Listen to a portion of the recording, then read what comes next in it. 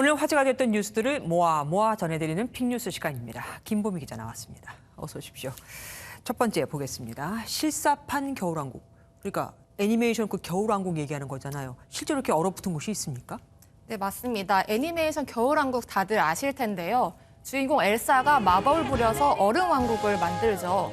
그런데 이 얼음왕국이 러시아 블라디보스토크에도 등장했다고 합니다. 와. 영상을 보시면요. 항구에 들어선 화물선 갑판 위에 큰 눈덩이들이 쌓여 있습니다. 어휴, 세상에. 바로 모두 자동차입니다. 지난 27일에 일본에서 중고차 80여 대를 싣고 바다를 건너오다가 영하 19도 강추위에 이렇게 얼어붙었다고 합니다. 아니 그럼 저 차들은 괜찮은 겁니까? 뭐 시동도 걸리고 그러는 거예요? 네, 강추위와 물보라가 만나면서 결빙 현상이 나타났고 최대 15cm 정도 눈이 쌓인 것으로 알려졌습니다. 일부 차량은 얼어서 창문이 깨지는 등 손상을 입었다고 하는데요. 다음 날 기상이 호전되면서 하역 작업에 들어갔는데 전기 히터나 뜨거운 물을 이용해서 녹이는데 애를 썼다고 전해집니다. 예, 차량들이 제대로 작동을 할까 싶습니다. 정말 강추위에는 속수무책이네요. 다음 소식 보겠습니다. 청력 잃고 태어나기, 좀 안타까운 소식인가 봅니다.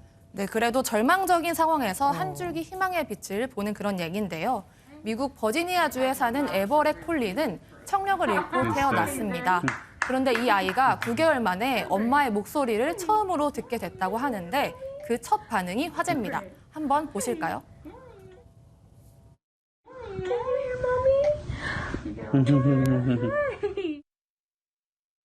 네, 보시다시피 에버렛은 신기한 듯 주위를 살펴보다 방긋 웃으면서 엄마 품에 와락 안기는데요. 이 웃음이 네티즌들의 마음을 녹였습니다.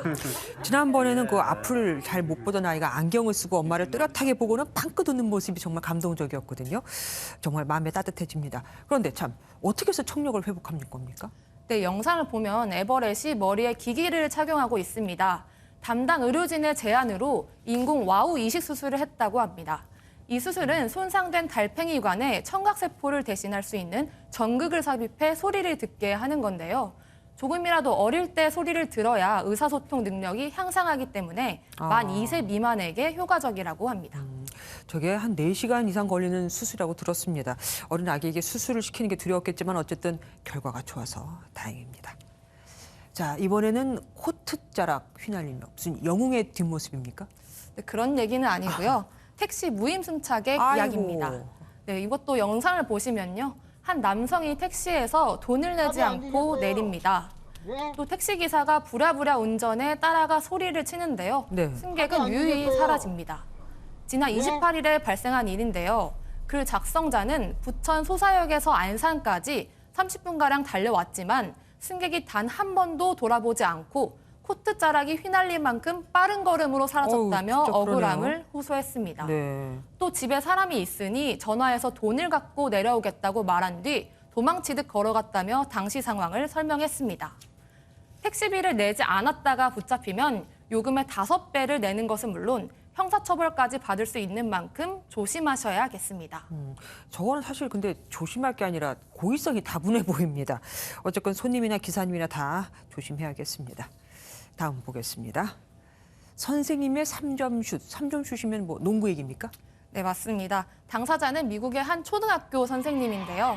영상 보시면 여자 선생님이 골대에서 약 20m 정도 떨어진 거리에서 농구공을 쏘아 올립니다. 놀랍게도 이 공은 정확하게 골대에 와. 빨려 들어가는데요. 그러자 주변에 있던 아이들이 환호성을 터뜨리고 다 같이 껑충껑충 뛰며 좋아합니다. 속이 다 시원하네요. 근데 저걸 왜 넣었고 아이들은 왜 저렇게 좋아하는 거죠? 네, 바로 핫초코 파티 내기가 걸려 있었다고 합니다. 선생님 캐서린은 본인이 장거리 슛을 성공하면 학생들한테 핫초코를 쏘겠다고 약속했다고 합니다.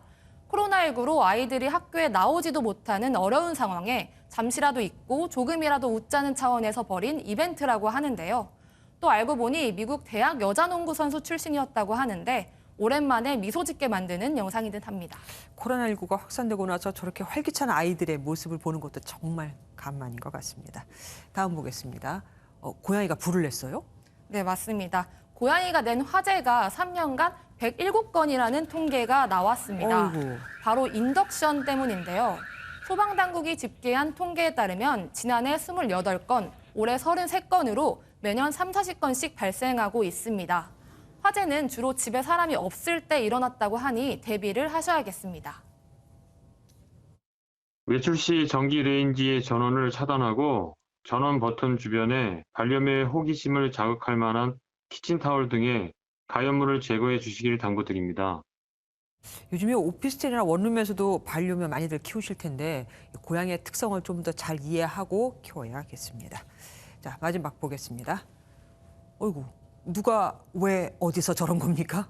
네, 이번엔 중국 당국이 코로나19 방역 수칙을 어긴 사람들에게 공개 망신 주기에 들어가 논란입니다. 영상을 보시면 방호복을 입은 사람들이 팻말을 걸고 행진을 합니다. 자세히 보면 얼굴 사진과 함께 이름이 적혀 있는데요. 또 주변에는 무장 경찰이 배치됐고 이들을 세워두고 당국자가 마이크를 잡고 연설을 하기도 합니다. 아니 도대체 어떤 규정을 어겼길래 저렇게 망신을 주는 겁니까? 네, 이들은 베트남에서 중국까지 외국인의 미립국을 알선한 용의자들로 알려졌습니다. 그런데 미립국한 외국인이 코로나19 양성 판정을 받았고 이로 인해 세계 도시 학교들이 긴급 휴교하는 등 파장이 있었던 것으로 전해집니다. 하지만 일각에선 1960년대 문화 대혁명 시기에 행해진 공개 망신 주기를 연상시킨다는 비판의 목소리도 제기됐습니다. 참 진짜로 문혁 시대로 돌아간 듯한 느낌이 듭니다. 물론 뭐 방역 수칙 어기고 피해를 준 건 나쁘지만 그래도 인권 침해라는 부분도 우리가 생각해 봐야 되지 않겠습니까? 지금까지 픽뉴스 김보미 기자와 함께했습니다. 고맙습니다.